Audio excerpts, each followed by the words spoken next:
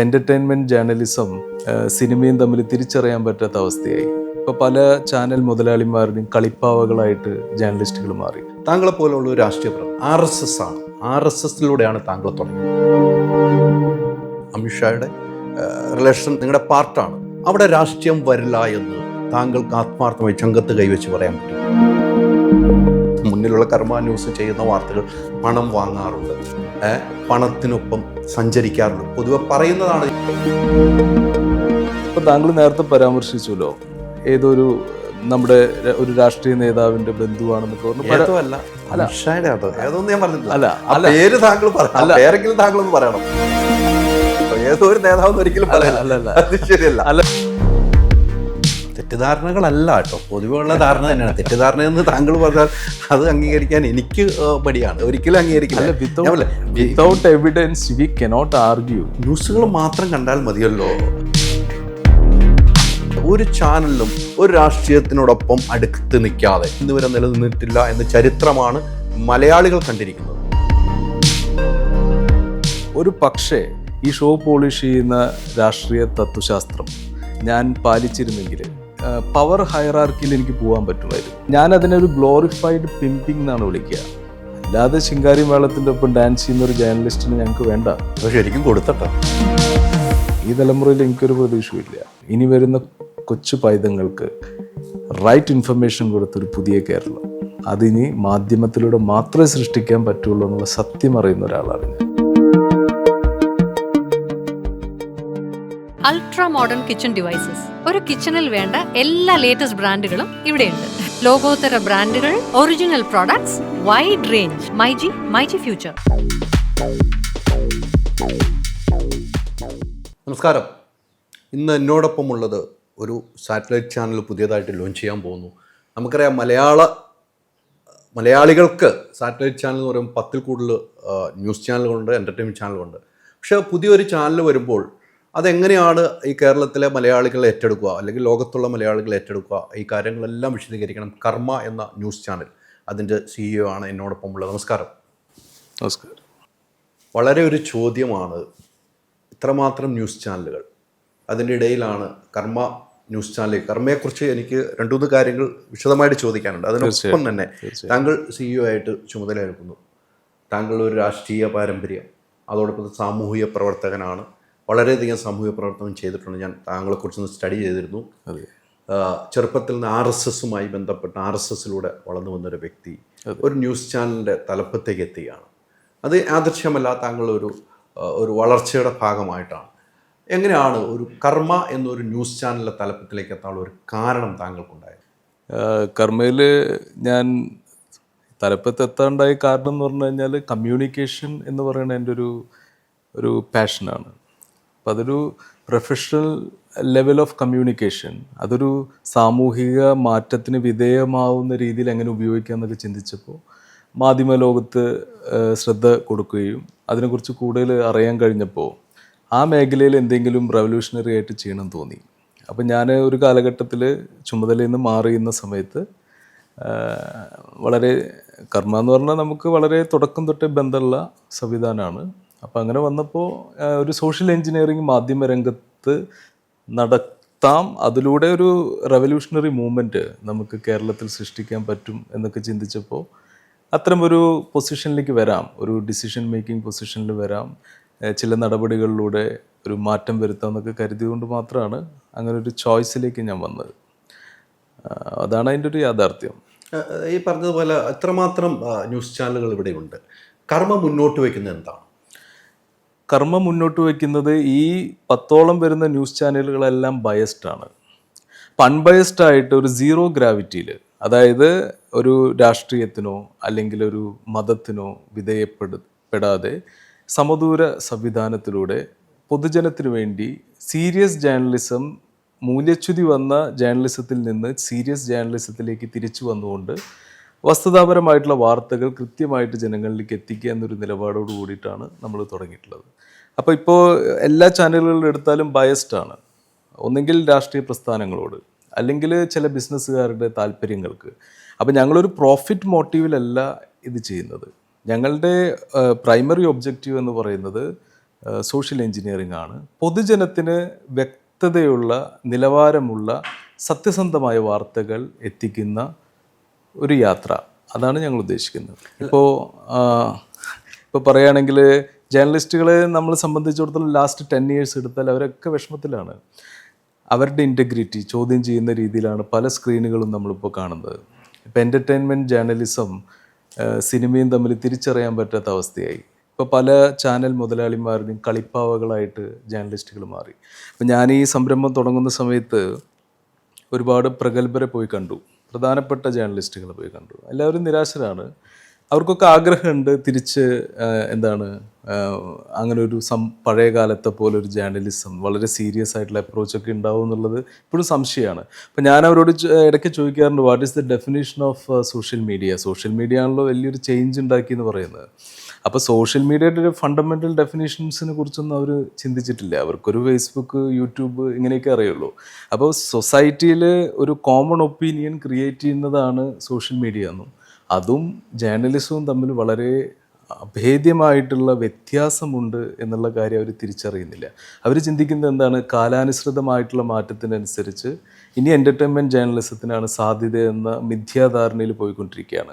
അപ്പോൾ ആ ഒരു തിരുത്തൽ വ്യക്തിപരമായിട്ടും ഓർഗനൈസേഷണൽ ലെവലിലും ഓരോ ജേർണലിസ്റ്റിനും ആ തിരുത്തൽ നൽകിക്കൊണ്ട് പഴയ ജേർണലിസത്തിൻ്റെ ആ വീര്യഭാവത്തെ തിരിച്ചു കൊണ്ടുവന്ന് എല്ലാ പ്രധാനപ്പെട്ട വിഷയങ്ങളും, അതിപ്പോൾ എന്തും ആയിക്കോട്ടെ, അതിനെല്ലാം പൊതുജനത്തിന് മുന്നിൽ എക്സ്പോസ് ചെയ്തുകൊണ്ട് ഒരു പുതിയ നിലപാടാണ് നമ്മൾ പ്ലാൻ ചെയ്യുന്നത്. അവിടെയൊക്കെ ഒരു ചോദ്യമാണ്. ഇപ്പോൾ പറഞ്ഞു രാഷ്ട്രീയത്തിന് അധികമായിരിക്കും, ഒരു സോഷ്യൽ മെൻറ്റാലിറ്റി കൂടിയായിരിക്കും ചാനൽ വരിക. താങ്കളെപ്പോലുള്ള ഒരു രാഷ്ട്രീയ പ്രവർത്തനം RSS ആണ്, RSSലൂടെയാണ് താങ്കൾ തുടങ്ങിയത്. ഇതിൻ്റെ തലപ്പത്തേക്ക് അമിത്ഷായുടെ റിലേഷൻ ബന്ധമുണ്ടെന്നാണ് എനിക്കറിയുന്നത്. ഞാൻ അറിഞ്ഞിരിക്കുന്നത് അമിത്ഷായുടെ റിലേഷൻ ഇതിൻ്റെ നിങ്ങളുടെ പാർട്ടാണ്. അവിടെ രാഷ്ട്രീയം വരില്ല എന്ന് താങ്കൾക്ക് ആത്മാർത്ഥമായി ചങ്കത്ത് കൈവച്ച് പറയാൻ പറ്റും? തീർച്ചയായിട്ടും വരില്ല. വന്നാൽ വരേണ്ട കാര്യമില്ലല്ലോ. വന്നാൽ ഇനി അല്ല, വന്നാൽ എന്ന ചോദ്യം വരില്ല എന്ന് താങ്കൾ പറയുമ്പോൾ ഞാൻ വന്നാൽ വരില്ല. വന്നാൽ എന്നൊരു ചോദ്യമില്ലല്ലോ. I'm a person who take strong decisions. ഞാൻ ആ കസേരയിൽ ഇരിക്കുന്നിടത്തോളം കാലം വരില്ല. അങ്ങനെ വന്നാൽ താങ്കൾ രാജിവെക്കേണ്ടതായി വരും? വരില്ലല്ലോ. അല്ല, വന്നാൽ രാജിവെക്കും. ഞാൻ നെഗറ്റീവായിട്ട് ചിന്തിക്കുന്ന ഒരാളല്ല. പോസിറ്റീവിനകത്തുമല്ല. ഞാൻ പറയാം, താങ്കൾ RSSലൂടെ വന്ന ഒരു വ്യക്തി അമിത്ഷായുടെ ബന്ധു ഉൾപ്പെടെയാണ് ഈ ചാനലിന്റെ തലപ്പത്തുള്ളത്. ഡയറക്ടർ ബോർഡിലുണ്ട്. ഇല്ല എന്ന് താങ്കൾക്ക് പറയാൻ പറ്റുമോ? അല്ല, അത്തരം കാര്യങ്ങള് ഇല്ല എന്ന് താങ്കൾ പറയാം. ഞങ്ങളുടെ കോൺക്ലേവ് സമയത്ത് കൃത്യമായിട്ട് നിങ്ങൾക്ക് കാണാൻ കഴിയും ആരൊക്കെയാണ് ഇതിന്റെ പിന്നില്. രംഗത്ത് ഇല്ല എന്ന് താങ്കൾക്ക് പറയാൻ പറ്റും? ചോദ്യം ഇല്ല എന്ന് ഞങ്ങൾ വളരെ വളരെ വളരെ രസകരമായി ഈ വലിയൊരു വിഷന് വേണ്ടി ഇൻവെസ്റ്റ് ചെയ്യുന്ന ആളുകളെയെല്ലാം ഒരു സർപ്രൈസോട് കൂടിയിട്ട് പൊതുജനത്തിൻ്റെ മുന്നിൽ അവതരിപ്പിക്കണം എന്നാണ് ഞങ്ങളുടെ ആഗ്രഹം. അതുകൊണ്ട് മാത്രമാണ് ഞാൻ അത് സ്ഥിരീകരിക്കാത്തത്. ഇല്ല എന്നും പറയുന്നില്ലല്ലോ. അല്ല, അങ്ങനെ ഞാൻ പറഞ്ഞില്ലല്ലോ. ഉണ്ട് എന്ന് ഇല്ല എന്നും പറയുന്നില്ല. അങ്ങനെയല്ല ഞാൻ പറഞ്ഞത്. ആ ക്യൂരിയോസിറ്റി ജനങ്ങളുടെ ഞാൻ കളയാൻ ആഗ്രഹിക്കുന്നില്ല. അത് ആ ടൈമിൽ കാണുമ്പോൾ അവർക്ക് മനസ്സിലാവും എത്രത്തോളം പ്രഗത്ഭരാണ് ഈ ഒരു സംരംഭത്തിന് വേണ്ടി മുൻകൈ എടുത്തിട്ടുള്ളത്, പൊതുജനത്തിന് വേണ്ടി. അത് വേണം, അങ്ങനെയുള്ള ഒരു വരണമെന്നാണ് നമ്മുടെ താങ്കൾ നേരത്തെ പറഞ്ഞ് ഞാൻ യോജിക്കുന്നു. ഇപ്പോഴത്തെ വാർത്താ ചാനലുകളിലൊന്നും ഞാൻ ഉൾക്കൊണ്ടു പോകുന്നവരല്ല. ഞാൻ ദീർഘകാല മാധ്യമ പ്രവർത്തനം നടത്തുന്ന, ഞാൻ ഇന്ത്യ വിഷനിൽ തുടങ്ങിയ ജീവിതമാണ്. റിപ്പോർട്ടർ TV നിന്നാണ് ഞാൻ ഇപ്പോൾ നമ്മൾ സ്വന്തം പ്രസ്ഥാനമായിട്ട് വന്നത്. അപ്പം എനിക്ക് എന്താണ് വാർത്ത കൊടുക്കുന്നത്, ഡെസ്കിൽ പോകുമ്പോൾ ആ വാർത്ത എങ്ങനെയാണ് കൈകാര്യം ചെയ്തതും അല്ലെങ്കിൽ മാനേജ്മെന്റ് എങ്ങനെയാണ് കൈകാര്യം ചെയ്യുന്നത് കൃത്യമായിട്ട് അറിയാവുന്ന ഒരു വ്യക്തി തന്നെയാണ് ഞാൻ. അത് താങ്കൾ പറഞ്ഞ് ഞാൻ യോജിക്കുന്നു. അങ്ങനെ ഒത്തിരി പേര് അസ്വസ്ഥതയോടുകൂടി ജീവിക്കുന്ന ജേർണലിസ്റ്റുകളുണ്ട്. അതിലൊന്നും എനിക്ക് യാതൊരു അഭിപ്രായ വ്യത്യാസം താങ്കളുടെ അടുത്തില്ല. താങ്കൾ പറഞ്ഞ് 100% ശരിയെന്ന് തന്നെ ഞാൻ പറയും. അതിന് യാതൊരു മാറ്റമില്ല. ആത്മാർത്ഥത കൂടിയാണ് താങ്കൾ പറഞ്ഞതെങ്കിൽ അത് ഞാൻ ഇരു കൈ നീട്ടി സ്വീകരിക്കുകയും ചെയ്യും. അതുണ്ട്. പക്ഷെ ഇവിടെയൊക്കെ ചോദ്യം ഉന്നയിക്കപ്പെടുമ്പോൾ ആ ഒരു ചോദ്യങ്ങളുണ്ടല്ലോ. താങ്കളെപ്പോലെ ഞാൻ പറയാം, താങ്കളുടെ ജീവിതം RSSലൂടെ വന്നു. പക്ഷെ താങ്കൾ ചെയ്ത സാമൂഹ്യ പ്രവർത്തനത്തിൽ ഞാൻ താങ്കൾ ബിഗ് സല്യൂട്ടാണ് തരുന്നത്. Big salute. താങ്കൾ അങ്ങനെ സാമൂഹ്യ പ്രവർത്തനം ചെയ്യുന്ന ഒരു വ്യക്തിയാണ്, അല്ല എന്നും പറയുന്നത്. പക്ഷെ ആ റൂട്ടുകൾ പോകുമ്പോൾ വലിയ പ്രശ്നമാണ്. ഒരു ചാനലിലും ഒരു രാഷ്ട്രീയത്തിനോടൊപ്പം അടുത്ത് നിൽക്കാതെ ഒരു ചാനലും ഇന്ന് വരെ നിലനിന്നിട്ടില്ല എന്ന ചരിത്രമാണ് മലയാളികൾ കണ്ടിരിക്കുന്നത്, അല്ലേ? താങ്കൾ പറഞ്ഞാൽ അതൊരിക്കലും ഉണ്ടാകില്ലെന്ന് താങ്കൾ പറയുമ്പോഴും ഒരു ചാനലും അങ്ങനെ നിൽക്കാൻ കഴിഞ്ഞിട്ടില്ല ഇന്ന് വരെ. ആ ചരിത്രം സൃഷ്ടിക്കലാണ് ഞങ്ങളുടെ USP. അതായത് ഞാൻ അത് വ്യക്തമായിട്ട് മറ്റ് ഇൻ്റർവ്യൂകളിലും പറഞ്ഞിട്ടുള്ളതാണ്. സമദൂര നയമാണ് ഞങ്ങളുടെ. ഇപ്പം എന്നെ സംബന്ധിച്ചിടത്തോളം വ്യക്തിപരമായിട്ട് എനിക്ക് പ്രത്യേക നേട്ടങ്ങൾ ഉണ്ടാക്കാൻ ആഗ്രഹിക്കുന്ന ആളല്ല. അതുകൊണ്ട് തന്നെ എന്നെ സ്വാധീനിക്കുക എന്നുള്ളത് വളരെ ചുരുക്കം കാര്യമാണ്. പണ്ട് ഞാൻ ചുമതലകളിലൊക്കെ ഉണ്ടായിരുന്ന സമയത്ത് എൻ്റെ അമ്മ ചില റിക്വസ്റ്റൊക്കെ ആയിട്ട് വരും, ഞാനത് സ്വീകരിച്ചിട്ടില്ല. അപ്പോൾ എനിക്ക് വേണമെങ്കിൽ ഇങ്ങനെ ചിന്തിക്കാൻ, ജന്മം തന്ന അമ്മ പറയുന്നൊരു കാര്യമല്ലേ. അപ്പോൾ അവർ തരുന്നൊരു ശുപാർശ അന്ന് സ്വീകരിച്ചിട്ടില്ല. കാരണം ക്വാളിഫൈഡ് ആയിട്ടുള്ള 10 പേര് അവിടെ ഹാർഡ് വർക്ക് ചെയ്തിരിക്കുമ്പോൾ ഇടയിൽ കയറി ഏതോ ഒരു ക്വാളിഫിക്കേഷൻ ഇല്ലാത്ത ഒരാൾക്കൊരു കാര്യം ചെയ്തു കൊടുക്കണം എന്ന് പറഞ്ഞാൽ ഞാൻ ചെയ്യാറില്ല. പിന്നെ ഞാൻ ആരിൽ നിന്നും പണം കൈപ്പറ്റി തല കുനിച്ച് നിൽക്കുന്ന ആളുമല്ല. എനിക്ക് എൻ്റെ നട്ടലിന് നല്ല ഉറപ്പുണ്ട്, അത് റബ്ബറല്ല എന്നുള്ള ബോധ്യമുണ്ട്. അതുകൊണ്ട് ഇപ്പോൾ ഏത് വലിയ ആൾക്കാർ, ഇപ്പം എന്തുകൊണ്ട് ഇപ്പോൾ താങ്കൾ നേരത്തെ പരാമർശിച്ചല്ലോ, ഏതൊരു നമ്മുടെ ഒരു രാഷ്ട്രീയ നേതാവിൻ്റെ ബന്ധുവാണെന്നൊക്കെ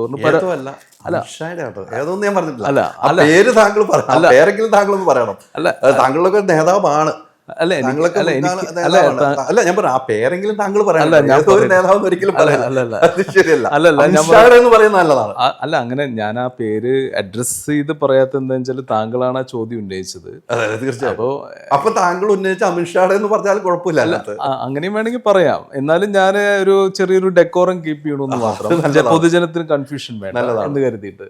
അപ്പോ ഇപ്പൊ താങ്കൾ പറഞ്ഞ പോലെ ആയിരിക്കും ഉള്ള ഒരാളാണോ അല്ലെങ്കിൽ മറ്റൊരു രീതിയിലുള്ള ഒരാളാണോ, അവര് വരുന്നത് ഇൻവെസ്റ്റ്മെന്റ് ആണ് 100%. അപ്പൊ എന്റെ ജോലി എന്താ, ആ പണം കൃത്യമായിട്ട് വിനിയോഗിച്ച് പ്രോഫിറ്റ് ഉണ്ടാക്കി തിരിച്ചു കൊടുക്കുക. അതിനപ്പുറത്തേക്ക് ഒരു റൈറ്റ് അവർക്കില്ല. ഇത് പറഞ്ഞിട്ടാണ് ഇൻവെസ്റ്റ്മെന്റ് സ്വീകരിക്കുന്നത്. അപ്പോൾ പോയിന്റ് നമ്പർ 1, എങ്ങനെയാണ് ഞാൻ സ്വാധീനത്തിന് അപ്പുറത്താണെന്നുള്ളതിൻ്റെ ആദ്യത്തെ ഉത്തരം. രണ്ടാമത്തത്, ഞാൻ ചുമതലയിലിരുന്ന കാലഘട്ടങ്ങളിൽ ഞാൻ സംഘടനയ്ക്കുള്ളിലും ഒരു റെബലായിരുന്നു, പുറത്തും ഒരു റെബലായിരുന്നു. ആ റെബലിസം നിങ്ങൾ ഫോക്കസ് ചെയ്ത് കഴിഞ്ഞാൽ ഒരു കാര്യം മനസ്സിലാക്കാം, ഞാൻ എപ്പോഴും സ്റ്റാൻഡ് ചെയ്തിട്ടുള്ളത് സാധാരണക്കാരൻ്റെ ഒപ്പമാണ്. അപ്പം അതുകൊണ്ട് ഇന്നും ആ നിലപാടിൽ പോകുന്ന ഒരാളാണ്. ഒരു പക്ഷേ ഈ ഷോ പോളിഷ് ചെയ്യുന്ന രാഷ്ട്രീയ തത്വശാസ്ത്രം ഞാൻ പാലിച്ചിരുന്നെങ്കിൽ ഇന്ന് എനിക്ക് തോന്നുന്നു വളരെ ദീർഘദൂരം പവർ ഹയറാർക്കിയിൽ എനിക്ക് പോകാൻ പറ്റുമായിരുന്നു. കാരണം ഞാനതിനൊരു ഗ്ലോറിഫൈഡ് പിമ്പിങ് എന്നാണ് വിളിക്കുക. പിമ്പാണ്, പക്ഷെ ഗ്ലോറിഫൈഡ് പിമ്പിങ് ആണ്. ഗ്ലോറിഫൈഡ് പിമ്പ് പോയിട്ട് ഒരു സാധാരണ പിമ്പാവാൻ പോലും എനിക്ക് താല്പര്യമില്ല. കാരണം എനിക്ക് ഫണ്ടമെൻ്റലായിട്ട് എൻ്റെ റിക്വയർമെൻറ്റ് കുറച്ച് ഗ്ലൂക്കോസും ഉറക്കവും മാത്രമാണ്. എൻ്റെ ബ്രെയിൻ നിലനിൽക്കാനുള്ള ഭക്ഷണവും ഉറക്കവും. എൻ്റെ പേരിൽ സ്വന്തമായിട്ട് 1 സെൻറ്റ് പോലും ഭൂമിയില്ലാത്ത ആളാണ്. So I am living like that. So nobody can influence me. ഈ ലക്ഷറി വേറൊരു ടൈപ്പ് ലക്ഷറിയാണ് എന്ന് വിചാരിച്ചിട്ട് എനിക്കിതൊന്നും നേടാൻ കഴിയാഞ്ഞിട്ടല്ല. ഇതൊന്നും എന്നെ ഇമ്പ്രസ് ചെയ്യുന്നില്ല, എക്സൈറ്റ് ചെയ്യുന്നില്ല. അപ്പം അതുകൊണ്ട് ഒരു രാഷ്ട്രീയ നേതാക്കന്മാരും പൊതുജനത്തിനെ വഞ്ചിക്കുന്ന രീതിയിൽ ഞങ്ങളെ സമീപിക്കേണ്ട എന്നൊരു നയം ഞങ്ങൾക്കുണ്ട്. അല്ല, ആ നയം നടപ്പിലാക്കൽ ഗംഭീരമാണ്. ഞാൻ ഒരിക്കലും അത് നിങ്ങളുടെ നയത്തിൽ ഞാൻ യോജിക്കുന്നു എന്ന് തുടക്കം തൊട്ടേ പറയുന്നുണ്ട്. ഇവിടെയൊക്കെ ചോദ്യങ്ങൾ ആഗ്രഹിക്കുന്ന ചോദ്യങ്ങളാണ് ഞാൻ ചോദിച്ചിട്ടുള്ളൂ. തീർച്ചയായിട്ടും പൊതുവെ സംസാരമുള്ള ആ ചോദ്യങ്ങളാണ് ഞാൻ ചോദ്യത്തിലേക്ക് തന്നെ ഉന്നയിച്ചത്. ആ ചോദ്യങ്ങൾ ചോദിക്കുക എന്നുള്ളതാണല്ലോ. താങ്കളൊക്കെ ഞാനിപ്പോൾ കാണുന്ന എൻ്റെ സ്ഥാപനത്തിലാണെങ്കിലും എനിക്ക് ഏറ്റവും ഉയർന്ന ആളാണ് താങ്കൾ. അല്ല, അങ്ങനെ ഇരിക്കുന്ന പൊസിഷൻ ഇരിക്കുന്ന ആളുടെ അടുത്താണ് ഞാൻ ഇരിക്കുന്നത്. എൻ്റെ ചോദ്യങ്ങൾ തെറ്റാൻ പാടില്ല എന്ന് ഞാൻ സ്റ്റഡി ചെയ്തിട്ട് എന്നെ ചോദിച്ചാണ്. അങ്ങനെ ഇരിക്കുമ്പോഴും കർമ്മ എന്നൊരു ന്യൂസിലേക്ക് നമുക്ക് പോകാം. കർമ്മയുടെ മുൻകാലത്തെ ഇതിലേക്ക് പോകാം. ആ മുൻകാലങ്ങളിൽ താങ്കൾ ഉണ്ടായിരുന്നു എന്നാണ് എനിക്ക് കുറച്ച് നാൾ ഉണ്ടായിരുന്നത്. കർമ്മ പൊതുവെ ചെയ്യുന്ന വാർത്തകൾ, ഞാൻ ഒത്തിരി വാർത്തകൾ കണ്ടിട്ടുണ്ട്. എനിക്ക് തോന്നുന്നു വെബ്സൈറ്റൊക്കെ ആദ്യകാലം കർമ്മയിലൂടെയാണ് വരുന്നത്. ന്യൂസ് റീഡിങ് കണ്ടിട്ടുണ്ട്, ന്യൂസ് ചാനലായിട്ട് തന്നെ യൂട്യൂബിൽ പോകുന്നുണ്ട്. പക്ഷേ വളരെ മോശമായ രീതിയിൽ പല വാർത്തകൾ വന്നു എന്ന് എനിക്ക് സ്വയം പറയാൻ പറ്റും. ഞാൻ അത് കണ്ടിട്ടുണ്ട്. അത്തരം ഒരു രീതി കർമ്മ ഈ ന്യൂസ് ചാനൽ വരുമ്പോൾ തുടരാൻ അനുവദിക്കും? ഒന്നാമത്തെ കാര്യം, മോശം നല്ലത് എന്നുള്ളത് നമ്മുടെ പെർസ്പെക്റ്റീവാണ്.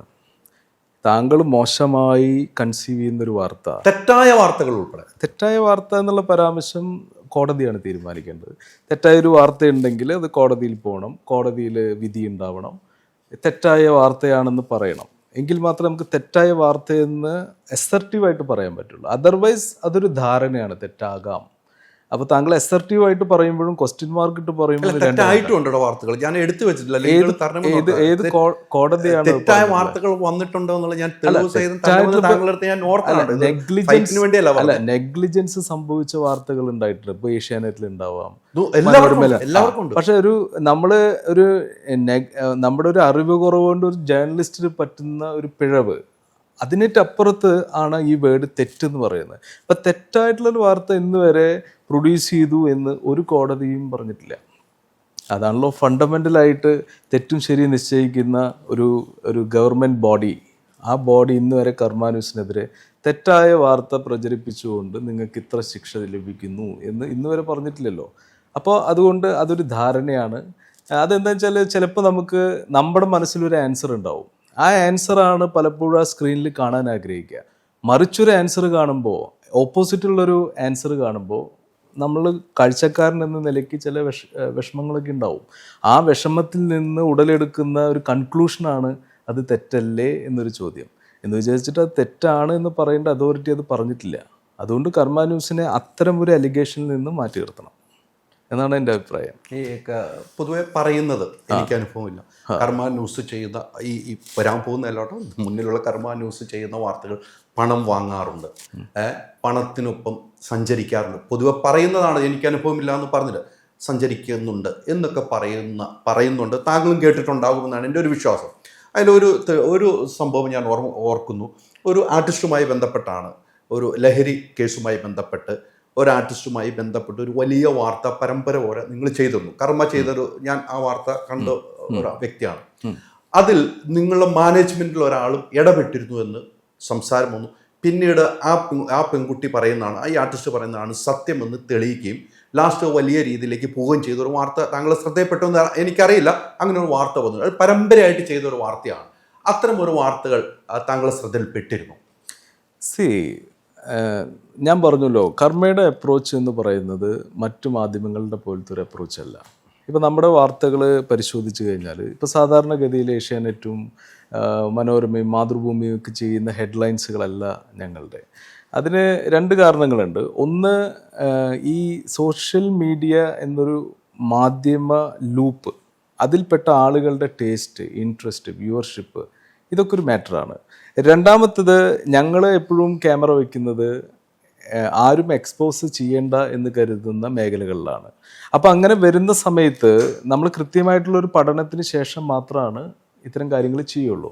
ഇപ്പോൾ ഒരു വാർത്ത വന്നു കഴിഞ്ഞാൽ അത് ഫേവറബിൾ അല്ലാത്തൊരു സാഹചര്യം വന്നാൽ ആ വാർത്തയുമായി ബന്ധപ്പെട്ട ആളുകൾ, വിക്ടിം ആവട്ടെ അല്ലെങ്കിൽ കൾപ്രിറ്റ് ആവട്ടെ, ആരായാലും അതിലൊന്ന് ഇടപെടാനുള്ള ശ്രമം നടത്തും. അങ്ങനെ ഞങ്ങളെ പലരും ബന്ധപ്പെടാറുണ്ട്. പക്ഷെ അതിനൊന്നും വിധേയപ്പെട്ടു കൊടുക്കുന്ന ശൈലി ഞങ്ങൾക്കില്ല. അപ്പം അതുകൊണ്ട് ഇപ്പോൾ ഒരു സിനിമാ ലോകത്ത് എല്ലാവരും ക്ലീൻ ചിറ്റുള്ള ആളുകളാണെന്നും ഞങ്ങൾ വിശ്വസിക്കുന്നില്ല. അൾട്ടിമേറ്റ്ലി ഞാൻ പറഞ്ഞല്ലോ, ഒരു ജുഡീഷ്യൽ അതോറിറ്റി അത് ഡിക്ലെയർ ചെയ്ത് രൂപപ്പെട്ട് ഞങ്ങൾ ജയിലിൽ പോയി കടന്ന് ആ ജയിലിൽ നിന്ന് വിമോചിതരാകുന്നത് വരെ സംശയത്തിൻ്റെ നിഴലുകളേ ഉള്ളൂ. ആ സംശയത്തിൻ്റെ നിഴലെന്ന് പറയുന്നത് മനുഷ്യ സഹജമല്ലേ. അപ്പം അതുകൊണ്ട് ആ നിഴലിൽ ജീവിക്കേണ്ട ഒരു സാഹചര്യം ഉണ്ടെങ്കിൽ ഞങ്ങളത് ജീവിച്ച് മുന്നോട്ട് പോകുന്നല്ലാതെ nobody could prove that we are wrong. താങ്കൾ ഒരു CEO ആയി ഇനി എഡിറ്റോറിയലിലേക്ക് വരുന്നു എന്നാണ് എൻ്റെ ഒരു അറിവ്. എഡിറ്റോറിയലിലേക്ക് വരുന്നുണ്ട്. താങ്കളുടെ ഇടപെടലായിരിക്കും ആ ചാനലിലെ, കർമ്മ എന്നൊരു ന്യൂസ് ചാനലിലെ വളർച്ചയ്ക്കും എല്ലാത്തിനും ഉപകരിക്കുക. അങ്ങനെ ഒരു പ്രഷർ, ഇത് ചെയ്തേ പറ്റൂ, ഇത് എന്നെ വിളിച്ച് പറഞ്ഞതാണ്, നമുക്ക് വേണ്ടപ്പെട്ട ആൾ, അങ്ങനെ ഒരു പ്രഷർ താങ്കളുടെ ഭാഗത്തുനിന്ന് ഉണ്ടാകുമോ? ഞാനൊരു സീക്രട്ട് സയൻസ് പറഞ്ഞുതരാം. അതായത് സത്യം, ഋതം, രണ്ട് വാക്കുകളുണ്ട്. ഋതം എന്ന് പറഞ്ഞാൽ, സപ്പോസ് താങ്കളിപ്പോൾ ഒരു വീട്ടിലിരിക്കുകയാണ്, ഒരു മഴയുള്ള ഒരു രാത്രി, പെട്ടെന്ന് കറണ്ടൊക്കെ പോയി, ഡോറിൽ ഭയങ്കര ഒച്ചയോടുകൂടി ഇങ്ങനെ നോക്ക് ചെയ്യാണ്. താങ്കൾ തുറന്നു നോക്കിയപ്പോൾ ഒരാൾ, ചോരയിൽ കുളിച്ച ഒരാൾ. അപ്പോൾ ആൾ പറയണം എനിക്ക് അഭയം തരണം എന്ന് പറയാണ്. അപ്പോൾ താങ്കൾ എന്ത് ചെയ്തു? വീട്ടിനകത്ത് ഒരു സ്ഥലത്ത് കൊണ്ടിരുത്തി. ആരോ കൊല്ലാൻ വരികയാണ്. ഋതമാണ് ഫോളോ ചെയ്യുന്നതെങ്കിൽ ആ കൊല്ലാൻ വരുന്നവർ വന്നാൽ താങ്കൾ ഭയങ്കര സത്യസന്ധനാണ്, പറയും ശരിയാണ്, ഇങ്ങനൊരാൾ ഇവിടെ വന്നിട്ട് ഇരിക്കുന്നുണ്ട്. താങ്കൾക്ക് നുണ പറയാൻ പറ്റില്ല. അതിനെ ഋതം എന്നാണ് പറയുക. മറിച്ച് താങ്കൾക്ക് മനസ്സിലായി ഒരു സാധുവിനെയാണ് ഇവർ കൊല്ലാൻ പോണതെന്ന്. അപ്പം നമ്മുടെ ധാർമ്മിക ബോധമുണ്ട് ഈ സാധുവിനെ നമ്മൾ രക്ഷിക്കണം. ആ രക്ഷിക്കാൻ വേണ്ടി താങ്കൾ എന്തു പറയുന്നു അതാണ് സത്യം. മാധ്യമം എന്ന് പറയുന്നത് സത്യമാണ്, ഋതമല്ല. It is a secret. ഇപ്പോൾ താങ്കൾ പറഞ്ഞല്ലോ പലപ്പോഴും ആ പ്രഷറിൽ പെട്ട് എനിക്ക് പലതും ചെയ്യേണ്ടി വന്നു. ഒരു കോണ്ടെക്സ്റ്റാണ് ഒരു വാർത്ത നിശ്ചയിക്കുന്നത്. ആ വാർത്ത ശരിയോ തെറ്റോ എന്നുള്ള ചോദ്യമില്ല. കാരണം സൊസൈറ്റിയുടെ ഉള്ളിൽ ആ പെർട്ടിക്കുലർ കോണ്ടെക്സ്റ്റിന് പ്രത്യേക പ്രാധാന്യമുണ്ട്. ആ പ്രാധാന്യത്തിൻ്റെ അടിസ്ഥാനത്തിലാണ് അതിന് ഇൻഫർമേഷൻ ഫോം ചെയ്യുന്നത്. അതിനും എക്സിസ്റ്റൻസ് ഉണ്ട്. അപ്പം നമ്മൾ എപ്പോഴും ഫോളോ ചെയ്യേണ്ടത് ട്രൂത്ത് എന്ന് പറയുന്ന പദം സത്യമാണ് നമ്മുടെ ഇന്ത്യൻ ട്രഡീഷനിൽ. അപ്പോൾ നമ്മൾ ദൈവം കോപിക്കുന്നു പറഞ്ഞിട്ട് എല്ലാം ഇങ്ങനെ അതേപോലെ സ്പോട്ട്ലൈറ്റ് ചെയ്യലല്ല. ഒരുപാട് ഘടകങ്ങൾ അതിന് ചുറ്റുമുണ്ട്. അപ്പോൾ we follow this mechanism, the context of truth. ആ കോണ്ടെക്സ്റ്റ് ഓഫ് ട്രൂത്ത് നമ്മൾ ചെയ്യുമ്പോൾ ചിലർക്കത് ഫേവറബിളായിട്ട് വരും, ചിലർക്കത് നോൺ ഫേവറബിളായിട്ട് വരും. അത് ഞങ്ങളുടെ കൺസേൺ അല്ല. ഇപ്പോൾ ഫേവറബിൾ കാറ്റഗറി താങ്കൾ അൺഫോർച്ചുനേറ്റ്ലി കാണുക ആരായിരിക്കും? ചിലപ്പോൾ വലിയ ബിസിനസ്സുകാരായിരിക്കും. പക്ഷേ നെക്സ്റ്റ് ഒരു കോണ്ടെക്സ്റ്റിൽ നെക്സ്റ്റ് ഒരു വാർത്തയിൽ ഫേവറബിൾ പീപ്പിൾ എന്ന് പറയുന്നത് പൊതുജനമായിരിക്കും. അങ്ങനെയാണ് അതിനെ മനസ്സിലാക്കേണ്ടത്. അല്ലാതെ ഒരു പെർട്ടിക്കുലറായിട്ട് എല്ലാം വന്ന് എല്ലാം എക്സ്പോസ് ചെയ്ത് പോകുന്ന രീതിയല്ല. അതൊരിക്കലും സാധ്യമല്ല. കാരണം ഒരു ഇൻഡിവിജ്വൽ ആണത് ചെയ്യണമെന്നുണ്ടെങ്കിൽ സാധ്യമാണ്. ഒരു കളക്റ്റീവ് ബോഡി ചെയ്യുമ്പോൾ അതിൻ്റെ എക്സിസ്റ്റൻസ് എന്ന് പറയുന്നത് സത്യമാണ്, കോണ്ടെക്സ്റ്റാണ്. സന്ദർഭത്തിനനുസരിച്ച് ബാലൻസും ഹാർമണിയും സൃഷ്ടിക്കുന്ന രീതിയിൽ മാത്രമേ കണ്ടൻറ് ഉണ്ടാക്കാൻ പറ്റുള്ളൂ. അല്ലാതെ താങ്കളൊരു കണ്ടൻറ് ഉണ്ടാക്കി ഒരു മാധ്യമം ചെയ്താൽ 10 ദിവസം നിലനിൽക്കില്ല. ഇത് സാധാരണക്കാരായിട്ടുള്ളൊരു ലോട്ടറി ടിക്കറ്റ് വിൽക്കുന്ന ആളുകൾക്ക് പോലും ഉൾക്കൊള്ളാവുന്ന കാര്യമാണ് ഞാനീ പറയുന്നത്. കാരണം അയാളുടെ ലൈഫ് അയാൾ ബാലൻസ് ചെയ്യുന്നത് സത്യങ്ങളിലൂടെയാണ്, ഋതങ്ങളിലൂടെയല്ല. അപ്പം ഞാൻ ഈ തിയറി പഠിക്കുന്നത് വളരെ ചെറുപ്പത്തിൽ വളരെ ഇൻ്റലിജൻ്റ് ആയിട്ടുള്ള ആളുകളുടെ കയ്യിൽ നിന്നാണ്. ഈ വരികൾക്കിടയിലെ സത്യങ്ങൾ പഠിക്കുക എന്ന് പറയില്ല, ആ ജേണി എനിക്ക് ഇപ്പോഴും ക്രൈസാണ്. അങ്ങനെയാണ് ഞാൻ കോണ്ടെക്സ്റ്റ് ബേസ് ചെയ്തിട്ട് ഞാൻ നോക്കും ഒരു വാർത്ത വരുമ്പോൾ. ഇപ്പോൾ കർമ്മയിലൊരു വാർത്ത വന്നു, ഞാൻ ആ കോണ്ടെക്സ്റ്റ് 3 ടൈപ്പ് കോണ്ടെക്സ്റ്റ് ഉണ്ടാവും. അതിൽ ഏത് പെർട്ടിക്കുലർ കോണ്ടെക്സ്റ്റിലാണ് ആ വാർത്ത വന്നതെന്ന് ഞാൻ നിരീക്ഷിച്ച് മനസ്സിലാക്കി. അതിൽ ഒരു സത്യമുണ്ടെങ്കിൽ ഐ എം സൈലൻറ്റ്. ഇനി സത്യമില്ല എന്നുണ്ടെങ്കിൽ ഞാനത് ഇടപെടും, അത് തിരുത്തും. ഇതാണ് നമ്മുടെ രീതി. അപ്പം താങ്കൾ പറയണില്ലേ ഒരു പ്രഷർ കിട്ടി എനിക്കത് വർക്ക് ചെയ്യേണ്ടി വന്നു. ആ പ്രഷർ എന്ന് പറയുന്നത് ഒരു കോണ്ടെക്സ്റ്റിൻ്റെ നിലനിൽപ്പാണ്, ഒരു സത്യത്തിൻ്റെ നിലനിൽപ്പാണ്. അത് താങ്കൾ അറിയണമെന്നില്ല. പക്ഷെ മുകളിലേക്ക് യാത്ര ചെയ്യുമ്പോൾ താങ്കൾക്ക് മനസ്സിലാവും that was also right in the society. അപ്പോൾ ഭഗവാൻ ശിവൻ പറയണ പോലെ എന്താണ്, പാപവും പുണ്യവുമില്ല.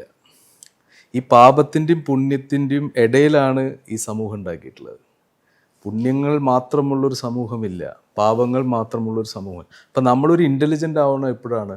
ഇതിനെ ബാലൻസ് ചെയ്തുകൊണ്ട് വരികൾക്കിടയിൽ നമ്മൾ ഈ കോണ്ടെക്സ്റ്റിനെ സൃഷ്ടിക്കുമ്പോഴാണ്.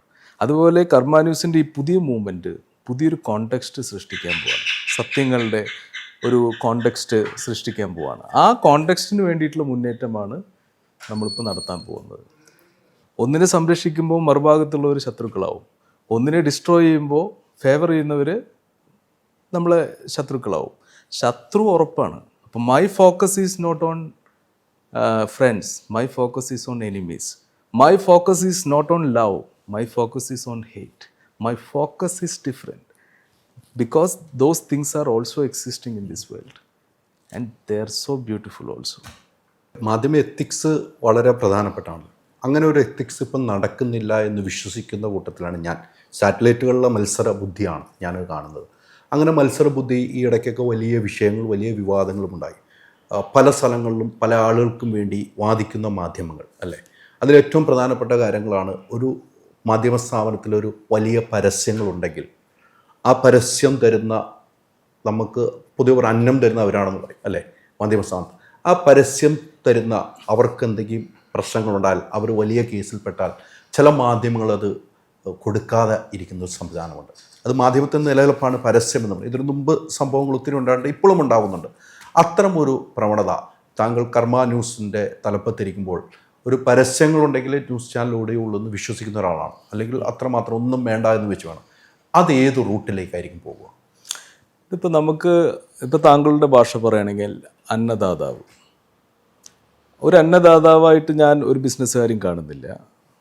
Either my friend or enemy, ഇതാണ് എൻ്റെ നേച്ചർ. അപ്പോൾ ഒരു ബിസിനസ്സുകാരൻ ഒരു അഡ്വർടൈസ്മെൻറ്റ് നമുക്ക് തരുന്നു. ആ അഡ്വർടൈസ്മെൻറ്റ് തരുമ്പോൾ ആ പണം ഉപയോഗിച്ചുകൊണ്ട് നമ്മൾ ശമ്പളം കൊടുക്കുന്നു, ഈ സിസ്റ്റം നിലനിർത്തുന്നു. ഇനി ഇവരില്ല എന്ന് വന്നു കഴിഞ്ഞാൽ പുതിയൊരു ക്ലയൻറ്റിനെ നമ്മൾ തേടി പോകുന്നു. ശരിയാണ്. ഒരു സംരംഭകനെ സംബന്ധിച്ചിടത്തോളം ഒരുപാട് വിഷയങ്ങൾ അയാൾ ഫേസ് ചെയ്യേണ്ടി വരും. എല്ലാ വിഷയങ്ങളും സോൾവ് ചെയ്തുകൊണ്ട് അവൻ ആ സംരംഭം നടത്താൻ പറ്റില്ല. അപ്പോൾ ചില സമയങ്ങളിൽ അവരുടെ ഓപ്പോസിറ്റ് നിൽക്കുന്ന ആളുകൾ, ഞാൻ നേരത്തെ ഒരു കഥ പറഞ്ഞ പോലെ ചോരയിൽ കുളിച്ച് നിൽക്കുന്ന എൻ്റെ ഫ്രണ്ട്, ആര്, ഈ ബിസിനസ്സുകാരൻ, അയാളെ തീർക്കാൻ വേണ്ടി മറ്റൊരു ബിസിനസ് ഗ്രൂപ്പ്, ഇവിടെ ഉണ്ടായ ഏറ്റക്കുറച്ചിലുകൾ, അയാൾക്ക് പറ്റിയ ചില അബദ്ധങ്ങൾ, അല്ലെങ്കിൽ അയാളുടെ GM ചെയ്തൊരു അബദ്ധം ഉയർത്തിക്കാണിച്ച് ഈ ഇൻസ്റ്റിറ്റ്യൂഷൻ നശിപ്പിക്കുകയും അതോടൊപ്പം തന്നെ അവിടെയുള്ള ആളുകൾക്ക് ജോലി നഷ്ടപ്പെടുകയും ചെയ്യുന്ന ഒരു സാഹചര്യം ഉണ്ടാക്കലാണ് അവരുടെ ഇൻറ്റൻഷൻ എങ്കിൽ ഞാൻ സ്വീകരിക്കുന്ന സത്യം എന്തായിരിക്കും?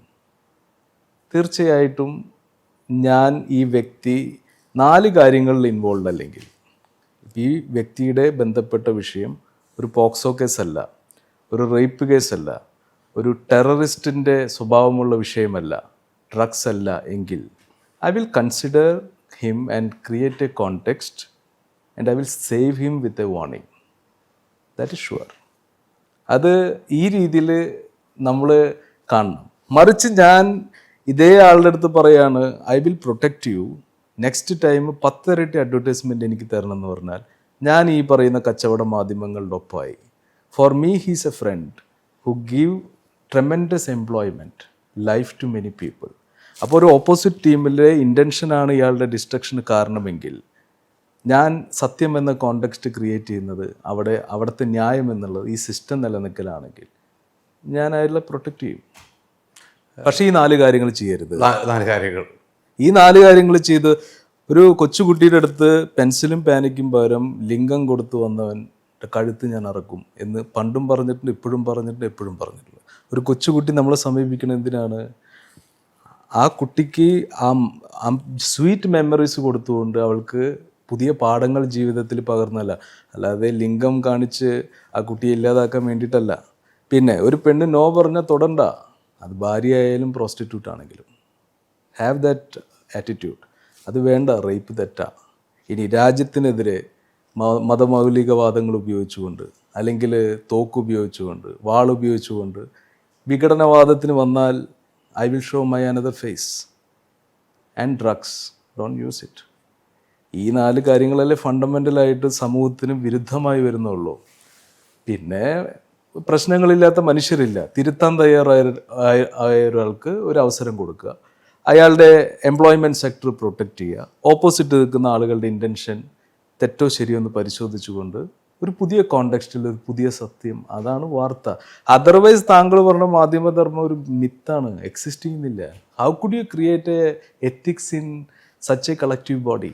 രാഷ്ട്രീയത്തിന് എത്തിക്സ് എവിടെയുണ്ട്? എത്തിക്സ് ഒരു സ്ഥലത്ത്, ഇപ്പം നിങ്ങൾ ഒരു BJP തന്നെ എടുത്തോ, അല്ലെങ്കിൽ കോൺഗ്രസ് എടുത്തോ, കമ്മ്യൂണിസ്റ്റ് പാർട്ടി എടുത്തോ, ഒരു സ്ഥലത്ത് മുഷിഞ്ഞ ജുബ്ബയും ഇട്ട് ജീവിതം കളഞ്ഞ് പ്രസംഗിച്ച് സഖാക്കന്മാർക്കും ഈ പറയുന്ന സ്വയം സേവകർക്കൊക്കെ വേണ്ടി ജീവിതം ഒഴിഞ്ഞ് മാറ്റിവെച്ച് കളഞ്ഞവർ.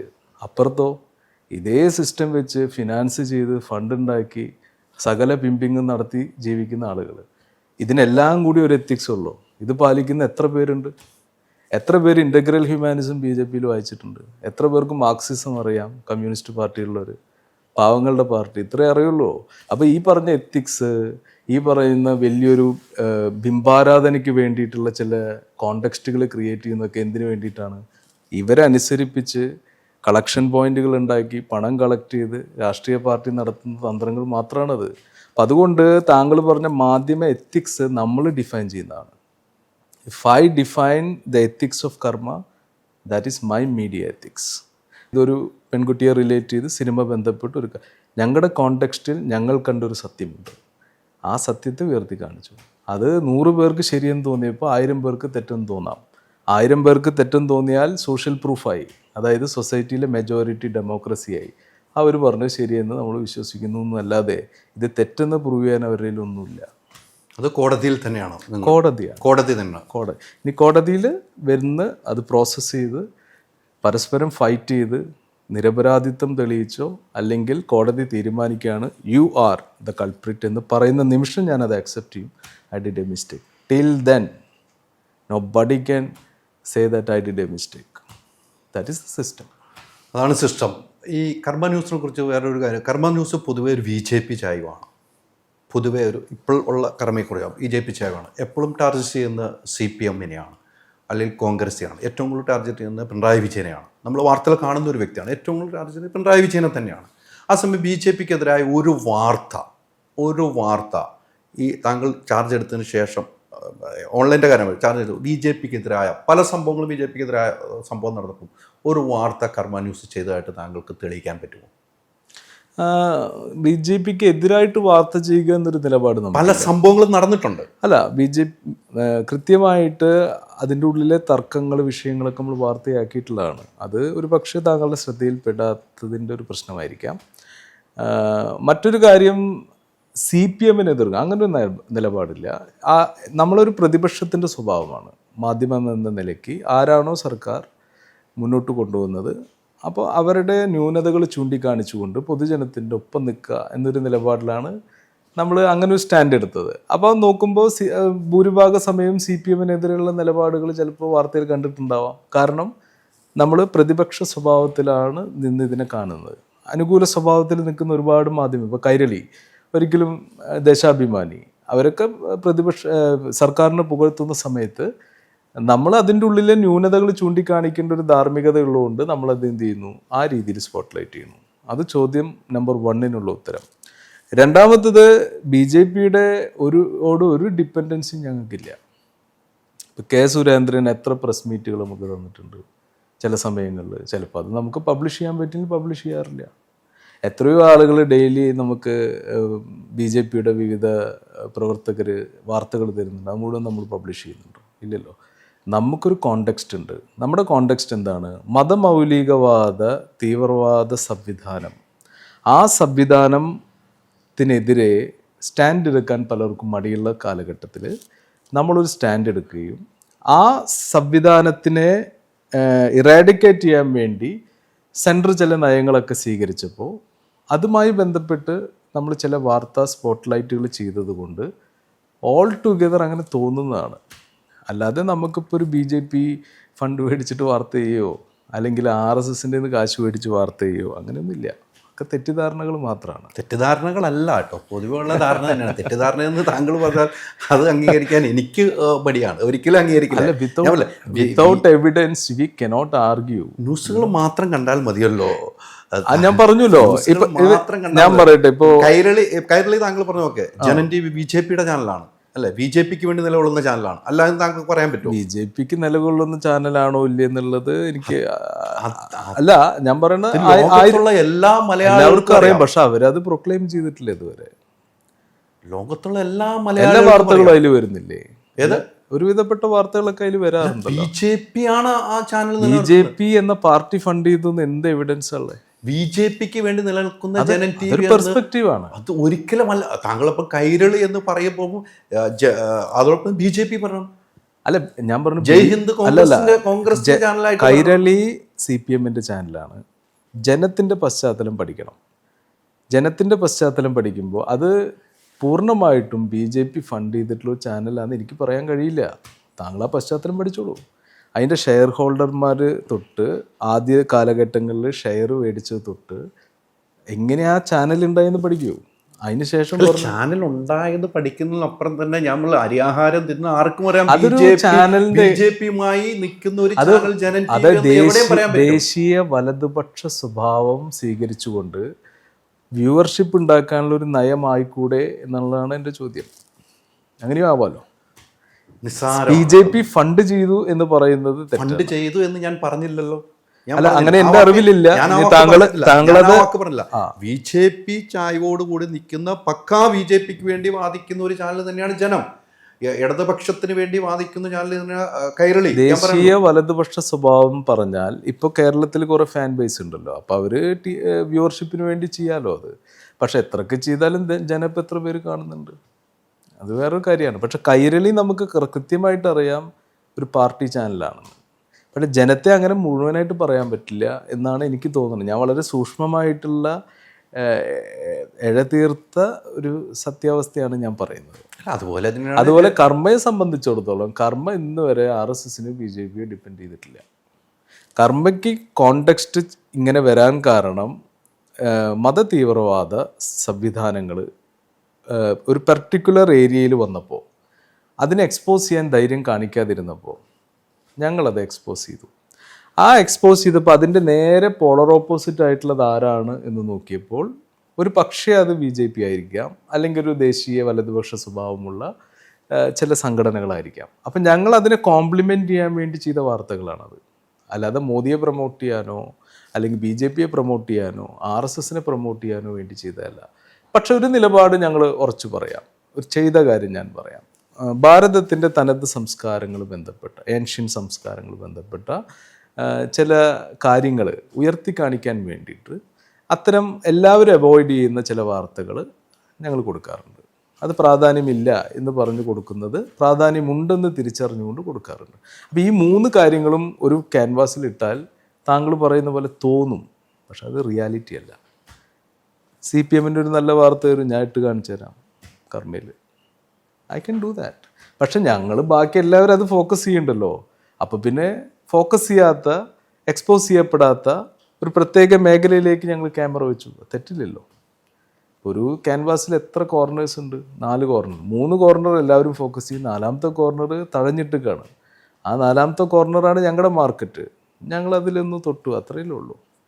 മറിച്ച് താങ്കൾക്ക് ഒരിക്കലും പ്രൂവ് ചെയ്യാൻ കഴിയില്ല ഒരു BJPയോ RSSോ പൈസ തന്നിട്ട് കർമ്മയിൽ ഒരാൾക്ക് ശമ്പളം കൊടുക്കുന്നു, ഒരിക്കലും പ്രൂവ്. പൈസ നമുക്ക് ആർക്കും തെളിയിക്കാൻ പറ്റില്ല. അതർവൈസ് റിപ്പോർട്ടർ TV തുടങ്ങിയപ്പോൾ എന്തൊക്കെയാണ് BJP ഫണ്ടാന്ന് പറയും, അല്ലെ? റിപ്പോർട്ടർ TV BJP ഫണ്ടാന്ന് പറയും. ഗോകുലം ഗോപാൽ അതൊരു പക്ഷേ ചിലപ്പോൾ എനിക്കറിയില്ല, നമുക്ക് തെളിയിക്കാൻ പറ്റുമോ?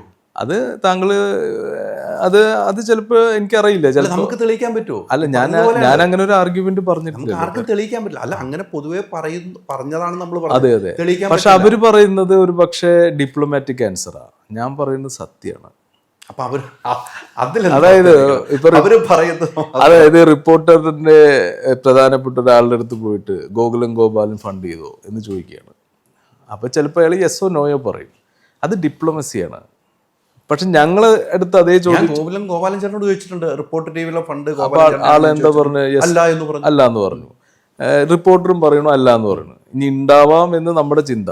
പക്ഷെ അതങ്ങനെ പറയുന്നുണ്ടെങ്കിൽ അവരെ സംബന്ധിച്ചിടത്തോളം അവരൊരു വളരെ ഡിപ്ലോമാറ്റിക് ആയിട്ടുള്ള ആൾക്കാർ, അവരുടെ പശ്ചാത്തലം പഠിച്ചാൽ മനസ്സിലാവും. പക്ഷെ ഞങ്ങൾ അങ്ങനെയല്ല, അത് വളരെ സുന്ദരമായി ജീവിക്കുന്ന ആൾക്കാരാണ്. സത്യം പറഞ്ഞു, ഇന്നതാണ് സംഭവം. ഇപ്പം എനിക്ക് വേണമെങ്കിൽ ഇപ്പോൾ RSSനും BJPനും പുകഴ്ത്തി പറഞ്ഞ് ആ മാർക്കറ്റുമായി ബന്ധപ്പെട്ട് നിൽക്കുന്ന ആളുകളുടെ ഇംപ്രഷനും കയ്യിലേന്തി ഇനി എനിക്കൊരു രാഷ്ട്രീയ സ്വപ്നമൊക്കെ ആയിട്ട് വേണമെങ്കിൽ എന്തെങ്കിലും ചെയ്തുകൂടെ? ഇപ്പം താങ്കളുടെ ഇൻ്റർവ്യൂവിൽ തന്നെ എനിക്ക് ആ പരാമർശങ്ങൾ നടത്താമല്ലോ. എന്തുകൊണ്ടാണ് ചെയ്യാതിരിക്കുന്നത്? സത്യസന്ധമല്ല അത്. സത്യസന്ധതയ്ക്കപ്പുറത്ത് ഒരു നിയമമില്ല. സത്യവും സത്യസന്ധതയും രണ്ടാണ്. അപ്പം സത്യം നമ്മൾ ക്രിയേറ്റ് ചെയ്യുന്നതാണ്, സത്യസന്ധത എൻ്റെ ഫണ്ടമെൻ്റൽ ക്വാളിറ്റിയാണ്. അപ്പോൾ ഞാൻ എപ്പോഴും സത്യസന്ധമായി ജീവിച്ച് മുന്നോട്ട് പോകുന്ന ഒരാളാണ്. അതുകൊണ്ട് സത്യസന്ധമായ എൻ്റെ ഉത്തരം എന്ന് പറയുന്നത് ഇങ്ങനെയൊക്കെയാണ്. ഞാൻ മാനിപ്പുലേറ്റർ ആണെങ്കിൽ എനിക്കെങ്ങനെ പറയാം ഞങ്ങൾ RSS എന്തുകൊണ്ട് അല്ലെങ്കിൽ BJP എന്തുകൊണ്ട് കേരളത്തിൽ വന്നുകൂടാ, എന്തുകൊണ്ടൊരു സർക്കാർ ഉണ്ടാക്കിക്കൂടാ, അവരെന്തുകൊണ്ട് സപ്പോർട്ട് ചെയ്തുകൂടാ എന്നൊക്കെ ഞാൻ പറഞ്ഞാൽ എനിക്കിവിടെ ഫാൻ ബേസ് കൂടും, അല്ലെങ്കിൽ 10 പേരെൻ്റെ കൂടെ നിൽക്കും. ഞാനത് ചെയ്യണില്ലല്ലോ. ഞാൻ എല്ലാത്തിനും ഡിനേ ചെയ്യാണ്. We are not connected with any institution. ഇങ്ങനെ കാണുന്നവർ കണ്ടാൽ മതി. എൻ്റെ ഫോക്കസ് പൊതുജനാണ്, രാഷ്ട്രീയക്കാരല്ല. അവർ കാണണേ കണ്ടാൽ മതി. ഞങ്ങളുടെ ഒരു സീക്രട്ട് മെക്കാനിസം എന്ന് പറയുന്നത് പീപ്പിൾ വാച്ച് പീപ്പിൾ. ഒരു സാധാരണ വീട്ടമ്മ അവളുടെ എല്ലാ പ്രശ്നങ്ങളും, ആ പ്രശ്നങ്ങൾക്കുള്ള സൊല്യൂഷൻ സർക്കാർ ചെയ്യുന്നുണ്ടോ ഇല്ലേ എന്നുള്ളതൊക്കെ സ്ക്രീനിൽ കാണാൻ പറ്റണം. ഒരു അൺഓർഗനൈസ്ഡ് സെക്ടറിൽ വർക്ക് ചെയ്യുന്ന ഒരു പാവപ്പെട്ട ഒരാൾക്ക് എന്തൊക്കെയാണ് സർക്കാർ ചെയ്യേണ്ടത്, അല്ലെങ്കിൽ എന്തൊക്കെ വാർത്തകളാണ് അതുമായി ബന്ധപ്പെട്ടിട്ടുള്ളത്, അതാണ് നമ്മൾ കാണിക്കേണ്ടത്. അല്ലാതെ ശിങ്കാരി മേളത്തിൻ്റെ ഒപ്പം ഡാൻസ് ചെയ്യുന്ന ഒരു ജേർണലിസ്റ്റിന് ഞങ്ങൾക്ക് വേണ്ട. അല്ലെങ്കിൽ ഒരു ശരിക്കും കൊടുത്തട്ടോ, ഏതാ കൊടുത്ത് താങ്കളുടെ മനസ്സിൽ നിന്ന് പറയുന്നത് വരുന്നുണ്ട്. അല്ല, ഞാൻ ജനറലി പറയുന്ന ആളുകളുടെ ഇഷ്ടം കൂടെ നോക്കണമല്ലോ. അത് ആ സമയത്ത് ഒരു എന്റർടൈൻമെന്റ് ആയിട്ടാണല്ലോ പോകുന്നത്, ആഘോഷത്തിന്റെ സമയത്തിലായിരിക്കും. മോഹൻലാലും മമ്മൂട്ടിക്കുള്ളപ്പോൾ എന്തിനാണ് ഇവരെന്തിനാണ് ഇങ്ങനെ ചെയ്യണത്? എനിക്ക് സിനിമ ലക്ഷ്യവും ടാർഗറ്റും അപ്പം ഇങ്ങനെയുള്ള അതെ അവരെ ഫിനിഷ് ചെയ്യലാണ് ഞങ്ങളുടെ സ്ട്രാറ്റജി. എന്നോടൊരു വലിയൊരു മാധ്യമ പ്രവർത്തകൻ ചോദിച്ചു, നിങ്ങൾ എന്ത് സ്ട്രാറ്റജിയാണ് ഉദ്ദേശിക്കുന്നത്? ഞാൻ പറഞ്ഞു, finishing you is my strategy, what else I can do. നിങ്ങൾ ഇത്രയും വലിയ ആളുകളാണ്, ഇത്രയും കാലമായിട്ട് ഇവിടെ വേര് പിടിപ്പിച്ചിട്ടുള്ള ആളുകളാണ്. ഞാൻ ഇങ്ങനെ ഒരു വേരുണ്ടാക്കി ഒരു മരം ഉണ്ടാക്കി വരുമ്പോഴത്തേക്കും വർഷം എത്രയാവും? അപ്പം നിങ്ങൾ ശ്രദ്ധിച്ചു പോവുക, വി വിൽ എക്സ്പോസ് യു. അപ്പം മാധ്യമത്തിനെതിരെ വരുന്ന ഒരു സാഹചര്യം ഉണ്ടെങ്കിൽ ഞങ്ങളത് ചെയ്യും, തെറ്റ് ചെയ്താൽ. അപ്പോൾ ജനത്തിനെ അറിയിക്കണ്ടേ which media is right or wrong. We are always right, we want to be right and we will be the best. ഒരു സംശയം വേണ്ട. അല്ല, ഈ ജേർണലിസ്റ്റുകൾ എന്ത് കുറ്റം ചെയ്താൽ പുറത്ത് വരാറില്ല. പ്രസ് ക്ലബ്ബുകൾ എന്തെങ്കിലും പ്രശ്നം ഉണ്ടായാൽ പുറത്ത് കാണിക്കാറില്ല. അതൊരു മാധ്യമങ്ങളും തൻ്റെ അടുത്തോട് ചെയ്യാറുമില്ല, ചെയ്തിട്ടും. പ്രസ് ക്ലബിലുള്ള വിശ്വാസം എനിക്ക് നഷ്ടപ്പെട്ടത് ഞാനൊരിക്കൽ പ്രസ് മീറ്റിന് പോയപ്പോൾ എന്നെ പ്രസ് മീറ്റ് കൊടുക്കാൻ അനുവദിക്കാത്ത സംവിധാനമാണത്. അതായത് ഒരു പബ്ലിക് ഫണ്ടിങ്ങിൽ നടക്കുന്നൊരു പ്രസ്ഥാനം, 3500 രൂപ കൊടുക്കാൻ തയ്യാറുള്ള അന്ന് ഞാൻ കുറച്ച് വിവാദ പ്രശ്നങ്ങളിൽ പെട്ട് ഒളിവിൽ പോയ സമയം. ആ സമയത്ത് എൻ്റെ നിലപാട് പബ്ലിക്കിനെ അറിയിക്കാൻ വേണ്ടി ഞാൻ എറണാകുളം പ്രസ് ക്ലബ്ബിൽ പോവുകയും അവരത് അനുവദിക്കാതിരിക്കുകയും ചെയ്തൊരു സാഹചര്യം ഉണ്ടായി. പിന്നെ എന്ത് ഡെമോക്രസിയാണ് അതിലുള്ളത്? I don't believe in such organisations. ഇനിയിപ്പോൾ ഞാനിപ്പോൾ മാധ്യമരംഗത്ത് എഡിറ്റോറിയൽ രംഗത്തൊക്കെ വരുമ്പോഴും ആ സംഘടനയിൽ എന്തായാലും മെമ്പർഷിപ്പ് എടുക്കാൻ ഉദ്ദേശിക്കുന്നില്ല. അതിൻ്റെ ആവശ്യമില്ലല്ലോ. മെമ്പർഷിപ്പുള്ള ഒത്തിരി പേരുണ്ട് നിങ്ങളുടെ. ആയിക്കോട്ടെ, ഞാൻ എൻ്റെ പേഴ്സണൽ അനുഭവമാണ്. അവർക്കൊക്കെ കൂടുതൽ അവരോടായിരിക്കും. എന്തുണ്ടായാലും സംഘടനയല്ലേ, സംഘടനയും സംഘടനയുടെ ഉള്ളും അതെങ്ങനെ ചലിക്കുന്നുള്ളതിനൊക്കെ നല്ല ബോധ്യം എനിക്ക്. RSSലൂടെ വന്നത് ഞാൻ വെൽ ട്രെയിൻഡ് ആണ്. ഞാൻ വ്യാപാരി വ്യവസായി മേഖലയിലുള്ള സംഘത്തിൻ്റെ കോർഡിനേഷനുകളിൽ പ്രധാന പങ്ക് വഹിച്ചിട്ടുള്ള ആളാണ്. അതുകൊണ്ട് എനിക്കൊരു താലൂക്ക് എങ്ങനെയാണ് പ്രവർത്തിക്കണമെന്നും അതിൻ്റെ ഉള്ളിൽ എന്താ പ്രശ്നങ്ങളുള്ളതെന്നും ഒരു ജില്ല എങ്ങനെയാണ്, സ്റ്റേറ്റ് എങ്ങനെ നല്ല ബോധ്യമുണ്ട്. ഇപ്പം ഞാൻ സംഘടനാപരമായിട്ട് ഒന്നിലുമില്ല. ഞാൻ എന്തുകൊണ്ടാണ് RSS ചൂസ് ചെയ്യാൻ കാരണം എന്ന് വെച്ചാൽ സ്പിരിച്വൽ ജേണിയിൽ ഞാനൊരു സന്യാസ രൂപത്തിലേക്ക് പോകാൻ തീരുമാനിച്ച കാലഘട്ടത്തിൽ അങ്ങനെ ഒരു അവസ്ഥയിൽ വന്നപ്പോൾ അവിടെ അതിൻ്റെ ഉള്ളിൽ ഇതിനേക്കാൾ വലിയ പൊളിറ്റിക്സ് ആണെന്ന് കണ്ടപ്പോൾ എനിക്ക് സ്വതന്ത്രമായി നേഷന് വേണ്ടി എന്തെങ്കിലും ചെയ്യാമെന്നൊരു ഒബ്ജക്റ്റീവ് എൻ്റെ മനസ്സിൽ വന്നപ്പോൾ ഞാൻ സ്വയം സെലക്ട് ചെയ്തതാണ് സംഘം RSS എന്നുള്ള പ്രസ്ഥാനം. ഞാൻ അതിൽ പ്രവർത്തിച്ചു.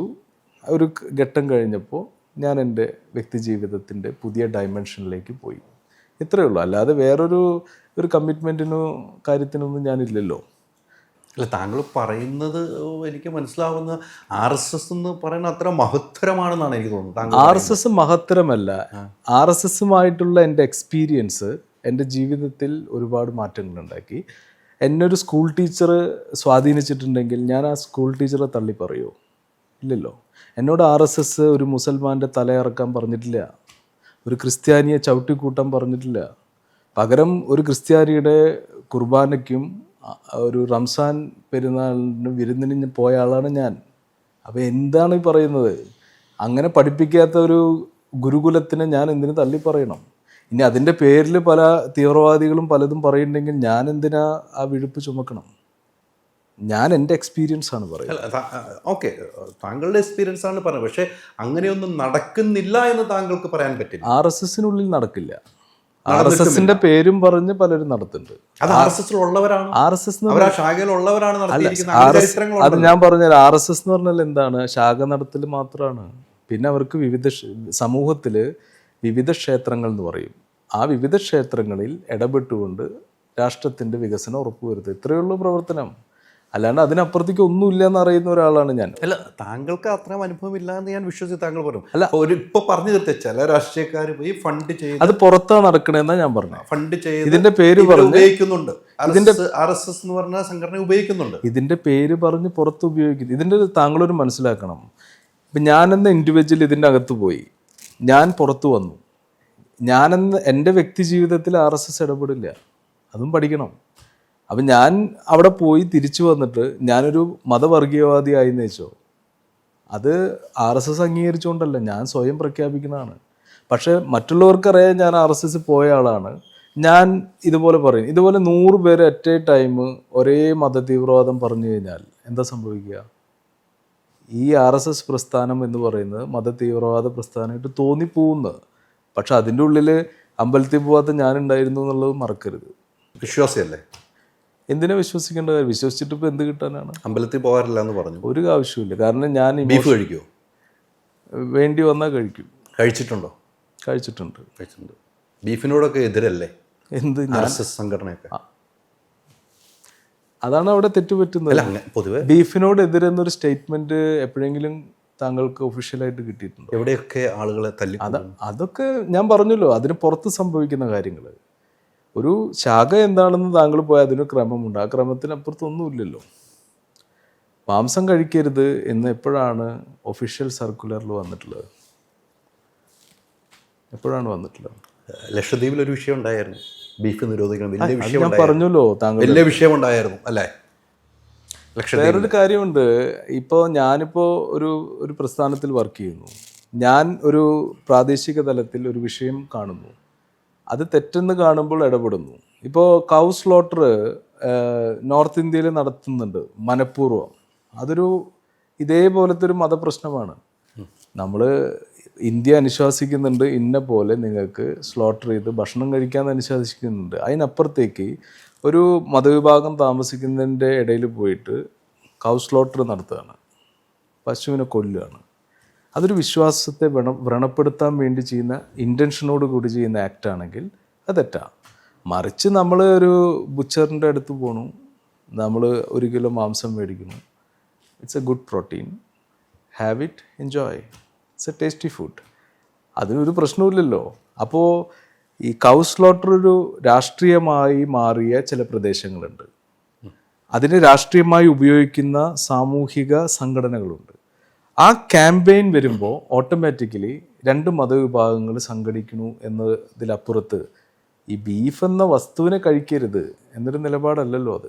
അങ്ങനെ സ്നേഹത്തോടെ ജീവിക്കാൻ കഴിയട്ടെ. സ്നേഹത്തോടെ ജീവിക്കണം എന്ന് ഞാൻ ഒരിക്കലും പറയില്ല. ജീവിക്കുക, കോഓപ്പറേറ്റ് ചെയ്ത് ജീവിക്കുക എന്നുള്ളൊരു രീതി മാത്രമാണ് പറയാൻ. ഇപ്പോൾ പറഞ്ഞു വെച്ചാൽ ഇതിൻ്റെ ഇടയിൽ കിടക്കുന്ന ആധാർ കാർഡും അവരുടെ പ്രശ്നങ്ങൾ കണ്ടെത്തി കർമ്മ വലിയ രീതിയിലേക്ക് വളരട്ടെ. തീർച്ചയായിട്ടും വളർന്നിരിക്കും. വളരട്ടെ എന്നല്ല, വളർന്നിരിക്കും. താങ്കളും താങ്കളുടെ ഫാമിലിയോട് പറയണം ഇനി മുതൽ കർമ്മ ന്യൂസ് ചാനൽ കാണണം. എവിടെയാണ് ഹെഡ് ഓഫീസ്? ഹെഡ് ഓഫീസ് കൊച്ചിനിൽ തന്നെയാണ്. കൊച്ചിയിൽ തന്നെ. പണിയൊക്കെ എവിടെ വരെയായി? ഓൾമോസ്റ്റ് ഒരു 95%. 16,000 സ്ക്വയർ ഫീറ്റിലാണ് നമ്മുടെ ന്യൂസ് റൂം. 24 സമയവും 24 മണിക്കൂറും ന്യൂസ് ചാനലായിട്ട് തന്നെ മുന്നോട്ട് ന്യൂസ് ചാനൽ. ഇപ്പോൾ ഉള്ള ന്യൂസ് ചാനലൊന്ന് വ്യത്യസ്തം എന്തായിരിക്കും? ഇപ്പം ന്യൂസ് അവറായിട്ടുണ്ട്, അങ്ങനെയൊക്കെ ചർച്ചകൾ പോകുന്നുണ്ട്. അതെല്ലാം ഉൾപ്പെടുത്തിയാണ് അതിൽ നിന്ന് എന്തെങ്കിലും വ്യത്യസ്തമായ രീതി കൊണ്ടുവരുന്നുണ്ടോ ന്യൂസ്? നമ്മൾ അപ്രോച്ച് ജേർണലിസത്തിൻ്റെ മൂല്യങ്ങൾ തിരിച്ചു കൊണ്ടുവരിക എന്നുള്ളതാണ്. പിന്നെ ഒരുപാട് ഇന്നോവേഷനൊന്നും അതിൽ പ്രാക്ടിക്കലല്ല. ഒരു ബാഹുബലി സിനിമ പോലെ ഒന്നും നമുക്ക് വലിയ വ്യത്യാസമൊന്നും ഇതിലുണ്ടാക്കാമല്ലോ. അൾട്ടിമേറ്റ്ലി എന്താണത്? Reporting a news to the public, ഇത്രയേ ഉള്ളൂ. ഇതിൽ ഇവരുടെ ഡ്രസ്സ് മാറ്റാം, അല്ലെങ്കിൽ നല്ല കോസ്റ്റ്യൂം ഇടിയിപ്പിക്കാം, ക്യാമറയുടെ ആംഗിൾസ് മാറ്റാം, പിന്നെ നടക്കുമ്പോൾ അപ്പുറത്തിപ്പുറത്തൊക്കെ ഓരോ വെള്ളച്ചാട്ടം കൊണ്ട് ഇതല്ലാതെ ഒന്നും ഇല്ലല്ലോ. അതിലൊന്നും ഞങ്ങൾ വിശ്വസിക്കുന്നില്ല. ഇല്ലാന്ന് ചുരുക്കം. AI ഉണ്ട്, എല്ലാ ടെക്നോളജിയും ഉണ്ട്, പക്ഷെ അത് ഞങ്ങളുടെ പ്രയോറിറ്റി അല്ല. ഞങ്ങളുടെ പ്രയോറിറ്റി കണ്ടന്റ് ആണ്. അപ്പം നല്ല കണ്ടന്റ്, സത്യസന്ധമായ കണ്ടന്റ് ജനങ്ങളിലേക്ക് എത്തിക്കുക. അതിലൂടെ ജനങ്ങൾ ഇത് സ്വീകരിക്കുന്നുള്ളൊരു വിശ്വാസം, അമിത വിശ്വാസമല്ല. ഇപ്പോൾ മറ്റ് ചാനലുകളൊക്കെ പറയുന്ന പോലെ എല്ലാ സൂട്ടും കോട്ടും ഇട്ട് കുറേ ആൾക്കാരിരുന്ന് സ്ക്രീനിൽ കുറേ കാര്യങ്ങൾ വരച്ചെടുത്ത് ജനങ്ങളെങ്ങനെ എക്സ്പ്ലോയിറ്റ് ചെയ്യണം, എങ്ങനെ മാർക്കറ്റ് ഉണ്ടാക്കണം, അങ്ങനെയൊന്നും ഞങ്ങളില്ല. We are just common people. We know that common people will love us. That is a tremendous power. അതൊരു കോർപ്പറേറ്റ്സിനും തകർക്കാൻ കഴിയുന്നതല്ല. പിന്നെ ഞങ്ങളുടെ എംപ്ലോയി ബ്രാൻഡിങ് സിസ്റ്റം, എല്ലാവർക്കും എല്ലാ എംപ്ലോയീസിനും കൃത്യമായിട്ടുള്ള വെൽബീയിങ് ഞങ്ങൾ ഉറപ്പുവരുത്തുന്നുണ്ട്. ഇനി ഞങ്ങളുടെ അടുത്തൊരു ഉദ്ദേശം എന്ന് പറഞ്ഞാൽ പുതിയ തലമുറയ്ക്ക്, ഒരു ജേർണലിസം പഠിച്ചിറങ്ങിയ ഒരു കുട്ടിക്ക് പ്രൗഡായിട്ട് വർക്ക് ചെയ്യാൻ പറ്റുന്ന ഒരു കമ്പനി സൃഷ്ടിക്കുക എന്നുള്ളതാണ്. വളരെ എത്തിക്കലായിട്ടുള്ള, കോർപ്പറേറ്റ് ബേസ്ഡ് ആയിട്ടുള്ള, ഓർഗനൈസ്ഡ് ആയിട്ടുള്ള ഒരു കമ്പനി. ഇത് അൺഓർഗനൈസ്ഡ് സെക്ടറാണ്. അതിനെ ഓർഗനൈസ് ചെയ്യുക എന്നുള്ള ഒരു റെവല്യൂഷണറി മൂവ്മെൻറ്റ് കൂടി നമ്മൾ ഈ ഒരു അവസരത്തിൽ പ്ലാൻ ചെയ്യുന്നുണ്ട്. നിലവിൽ പല മാധ്യമ സ്ഥാപനങ്ങളുള്ളവരായിരിക്കാം വരാൻ ഏറ്റവും കൂടുതൽ സാധ്യത. അതെ, പല മാധ്യമങ്ങൾ കൈരളിയിൽ നിന്ന് വന്നിട്ടുണ്ട്, മനോരമയിൽ നിന്ന് വന്നിട്ടുണ്ട്, റിപ്പോർട്ടറിൽ നിന്ന് സെയിൽസ് ടീം നമുക്ക് വന്നിട്ടുണ്ട്, മീഡിയ വണ്ണിൽ നിന്ന് വന്നിട്ടുണ്ട്. ഇനിയിപ്പോൾ ഞങ്ങളെല്ലാവരും ഷോർട്ട് ലിസ്റ്റ് ചെയ്തിട്ടുണ്ട്. അപ്പോൾ 3 ഘട്ടമായിട്ടാണ് റിക്രൂട്ട്മെൻറ്റ്. ഏകദേശം 231 എംപ്ലോയീസോട് കൂടിയിട്ട് ഞങ്ങൾ ഒരു പുതിയൊരു റവല്യൂഷൻ കേരളത്തിലെ എല്ലാ ജില്ലയിലും ബ്യൂറോ, എല്ലാ ജില്ലയിലും ഉണ്ടാവും, എല്ലാ സ്റ്റേറ്റിലും പ്രധാനപ്പെട്ട സ്ഥലങ്ങളും GCC ഉണ്ട്. അതായത് ദേശീയ വാർത്തകൾ മലയാളത്തിൽ എന്ന ആശയം കൂടിയുണ്ട്. അതായത് ബീഹാറിൽ ഒരു പ്രധാനപ്പെട്ട സംഭവം നടന്ന ഇവിടെ ആരും കാണുന്നില്ലല്ലോ. ഇവിടെ എന്താണ് റിപ്പോർട്ടർ ഇന്ന് കാലത്ത് പറഞ്ഞ്, അല്ലെങ്കിൽ ഏഷ്യാനെറ്റ്, അത് എല്ലാവരും ഒരേ വാർത്തയായിരിക്കും. ആ ശൈലി മാറ്റിയിട്ട് ഇന്ത്യയിലുള്ള എല്ലാ സ്റ്റേറ്റിലും പ്രധാനപ്പെട്ട വാർത്തകൾ മലയാളത്തിൽ മലയാളികളുടെ ഇടയിൽ എത്തിക്കുന്ന ആദ്യത്തെ ചാനൽ, ആദ്യത്തെ ദേശീയ ചാനലായിരിക്കും മലയാള ദേശീയ ചാനലായിരിക്കും കർമ്മ ന്യൂസ്. ഇതാണ് ഞങ്ങളുടെ സെക്കൻഡ് USP. കാശ്മീരിൽ നമ്മുടെ റിപ്പോർട്ടേഴ്സ് ഉണ്ടാവും. പുറത്ത് ഇനി അഫ്ഗാനിലൊരു റിപ്പോർട്ടർ വയ്ക്കണമെന്ന് വെച്ചാൽ നമ്മൾ വയ്ക്കും. ദാറ്റ് ഈസ് അവർ വേ. അത് സിമ്പിളായിട്ട് നടക്കും താങ്കൾക്കൊക്കെ. അതെന്താ അങ്ങനെ പറഞ്ഞത്? സിമ്പിളായിട്ട് താങ്കൾക്ക് നടക്കും. ഞാൻ നേരത്തെ പറഞ്ഞ അദ്ദേഹത്തിൻ്റെ അല്ല, പട്ടായയിലുള്ള അല്ലെങ്കിൽ ഹോങ്കോങ്ങിലുള്ള വിഷയങ്ങളും ഞങ്ങൾ പുറത്തേക്ക് കൊണ്ടുവരും. അത് പിന്നെയും നടക്കും. പക്ഷെ ഈ പറഞ്ഞ സ്ഥലങ്ങളിലൊക്കെ നമുക്കൊന്ന് റിപ്പോർട്ട് ചെയ്യണമെങ്കിലേ, അതെ അതെ അതെ. അല്ല, ഞാൻ പറയുന്നത് പറഞ്ഞു പോയ സ്ഥലങ്ങൾക്ക് റിപ്പോർട്ട് ചെയ്യണമെങ്കിൽ ഈ പറഞ്ഞ ഞാൻ നേരത്തെ പറഞ്ഞ ആളൊക്കെ ഇവിടെ ഉള്ളത് കൊണ്ട് ഈസി ആയിട്ട് നടക്കും. താങ്കൾക്കേ അല്ലല്ല, പറ്റുള്ളൂ, ആ ഒരു കർമ്മയ്ക്കേ നടക്കുള്ളൂ, ജനം ടിവിക്കേ നടക്കുള്ളൂ. അല്ല, ആ ഒരു ദ്വയാർത്ഥം ഞാൻ തിരുത്താണ്. കാശ്മീർ എന്ന് ഞാൻ പറയാൻ കാരണം അവിടെ ഒരു തന്ത്രപ്രധാനമായിട്ടുള്ള വിഷയം നടക്കുന്നതുകൊണ്ടാണ്. ഞാൻ കാശ്മീരിന് പകരം വേണമെങ്കിൽ ഞാൻ ഡൽഹി എന്ന് പറയാം, അല്ലെങ്കിൽ ബോംബെ എന്ന് പറയാം, തമിഴ്നാട് എന്ന് നിങ്ങൾ ലക്ഷദ്വീപിൽ ഒരു ബ്യൂറോ തുടങ്ങണം. ഞാൻ പറഞ്ഞല്ലോ, വേൾഡിൽ എല്ലാവരും. ഞാൻ സീരിയസ്ലി പറഞ്ഞു. തീർച്ചയായിട്ടും ഞാനത് മുന്നോട്ട് വെക്കുന്ന ഒരു ആശയമാണ്. കർമ്മമായിട്ട് നടത്തുകയാണെങ്കിൽ ലക്ഷദ്വീപിൽ നിങ്ങൾക്ക് ഒരു ബ്യൂറോ വെക്കണം. താങ്കളത് പറയാനുള്ള ഈ അടിസ്ഥാന കാരണം ഒരു റീസൺ ഉണ്ടാവുമല്ലോ. തീർച്ചയായിട്ടും ഉണ്ട്. ലക്ഷദ്വീപ് എന്നുള്ള വാർത്തകളൊന്നും അങ്ങനെ പുറം ലോകം അറിയുന്നില്ല. അവിടെ വളരെ സീരിയസ് ആയിട്ടുള്ള വിഷയം നടക്കുന്നുണ്ടെന്നാണ്. ദൂരം വിഷയങ്ങൾ നടക്കുന്നുണ്ട്. തീർച്ചയായിട്ടും ലക്ഷദ്വീപിന്റെ മുകളിലൊരു വലിയൊരു റഡാർ അത് ഞാൻ നേരത്തെ പറഞ്ഞല്ലേ, ഒരു രാഷ്ട്രീയ ചായവും ഇല്ലാതെയാണ് കർമ്മ പോണെങ്കിൽ ലക്ഷദ്വീപിൽ നിന്ന് സത്യസന്ധമായ വാർത്തകൾ കിട്ടും. തീർച്ചയായിട്ടും ലക്ഷദ്വീപും നമ്മുടെ ഒരു അംശമല്ലേ. 100%. ഞാൻ മുമ്പൊരു ചുമതലയിലുണ്ടായിരുന്ന സമയത്ത് ആദ്യത്തെ സ്റ്റേറ്റ് കൗൺസിൽ ലക്ഷദ്വീപുമായിട്ട് ചേർത്തുണ്ടാക്കിയ ആളാണ് ഞാൻ. അപ്പം അതുകൊണ്ട് ലക്ഷദ്വീപിലെ ആളുകൾ നമ്മുടെ സഹോദരങ്ങളാണല്ലോ. അപ്പോൾ അവർക്കൊരു വിഷയം നമുക്ക് ഇടപെടാം. തീർച്ചയായിട്ടും താങ്കളിപ്പോൾ ഉള്ളവരും എല്ലാവരും ഉണ്ടല്ലോ, നമുക്ക് ഒരുമിച്ച് ഒറ്റക്കെട്ടായിട്ട് ഒരു സോഷ്യൽ എഞ്ചിനീയറിംഗ് നടത്താമെന്നാണ് വിചാരിക്കുന്നത്. എന്താണ് ക്യാപ്ഷൻ? എന്താണ് ഇപ്പോൾ പല വാർത്തയ്ക്കും പല ചാനലിലും പല ക്യാപ്ഷനുകളുണ്ടല്ലോ. നേരിനൊപ്പം കരുത്തോടെ അല്ലേ? അതെ, ഇതാണ് വെച്ചിരിക്കുന്നത് മുന്നോട്ട്. ഇപ്പം ഇങ്ങനെ വെച്ചു. ഇനിയും ക്യാച്ച് ലൈൻസ് വരാം. വോയിസ് ഓഫ് കോമൺ പീപ്പിൾ ആണ് ഞങ്ങളുടെ ഒരു ഇംഗ്ലീഷ് ക്യാച്ച് ലൈൻ എന്ന് പറയുന്നത്, സാധാരണക്കാരുടെ ശബ്ദം. പക്ഷെ നേരിനൊപ്പം കരുത്തോടെ, അടിപതറാതെ, നട്ടെല്ല് നിവർത്തി. ഞങ്ങളുടെ എല്ലാ റിപ്പോർട്ടേഴ്സ് ആറ്റിറ്റ്യൂഡുള്ളവരായിരിക്കും. ഞാൻ പറഞ്ഞല്ലോ, ഈ 4 കാര്യങ്ങൾ വെച്ച് നിങ്ങൾ എന്ത് ചെയ്തു വന്നാലും ഞങ്ങൾ പ്രൊട്ടക്റ്റ് ചെയ്യും. ഞങ്ങളുടെ ജീവൻ കളഞ്ഞിട്ടേ നിങ്ങൾ ഒരാളത്തോടുള്ളൂ. അതുകൊണ്ട് തല ഉയർത്തി ചങ്കൂറ്റത്തോടെ ധർമ്മത്തിന് വേണ്ടി മൈക്ക് പിടിക്കുക. It is A weapon. ആരുടെ മുന്നിലും തല കുനിക്കരുത്. അത് പോലീസിൻ്റെ മുന്നിലായാലും രാഷ്ട്രീയക്കാരുടെ മുന്നിലായാലും ഏത് ഗുണ്ടയുടെ മുന്നിലായാലും ഏത് തീവ്രവാദ സംഘടനയുടെ തലവൻ്റെ മുന്നിലായാലും we are dare enough to question them. അപ്പം എല്ലാം നല്ല രീതിക്ക് വരട്ടെ. ഈ പറഞ്ഞാൽ ഞാൻ കുറേ കാര്യങ്ങൾ ചോദിച്ചു, രാഷ്ട്രീയപരമായിട്ട് കുറേ കാര്യങ്ങൾ തീർച്ചയായിട്ടും നമുക്ക് സംസാരിക്കേണ്ടതായി വന്നിട്ടുണ്ട്. അതുകൊണ്ടാണ് ഞാൻ സംസാരിച്ചത്. എങ്കിലും ഒരു മാധ്യമസ്ഥാനത്തിൻ്റെ തലപ്പത്തിരിക്കുമ്പോൾ അതിൻ്റെ ടെൻഷൻ ഉണ്ടാകാം, എല്ലാം ഉണ്ടാകാം. അത് താങ്കൾ എല്ലാം അനുഭവിച്ച് വന്നതുകൊണ്ട് ഇനി കൂടുതൽ അനുഭവിക്കേണ്ടതില്ല എനിക്ക് തോന്നുന്നു. എനിക്ക് തോന്നുന്നു. പക്ഷേ എല്ലാ വിജയാശംസകളും. ഞാൻ കർമ്മ ന്യൂസ് കണ്ടിട്ട് അഭിപ്രായം താങ്കളെ അറിയിക്കുകയും ചെയ്യും. ഞാൻ ഇനി താങ്കളുടെ ഏത് റൂട്ടാണ് ഞാൻ കൃത്യമായിട്ട് പഠിക്കുകയും ചെയ്യും. ഉദ്ഘാടനത്തിന് അമിത്ഷാക്ക് എത്തുമെന്ന് ഞാൻ പ്രതീക്ഷിക്കുന്നു. അതൊക്കെ ഞാൻ കാത്തിരുന്ന് കാണാം. താങ്കളുടെ പഠനം ഒരു യാഥാർത്ഥ്യമാകട്ടെ. ഒരിക്കലും ഒരു കൺഫ്ലിക്റ്റ് ഇല്ലാതെ ഞാൻ പറഞ്ഞ വാക്കുകൾ പാലിക്കുന്നത് താങ്കൾക്ക് കണ്ട് ആസ്വദിച്ച് ഈ ജീവിതം മുന്നോട്ട് കൊണ്ടുപോകാം എന്ന് കൂടിയാണ് പറയാനുള്ളത്. Thank you.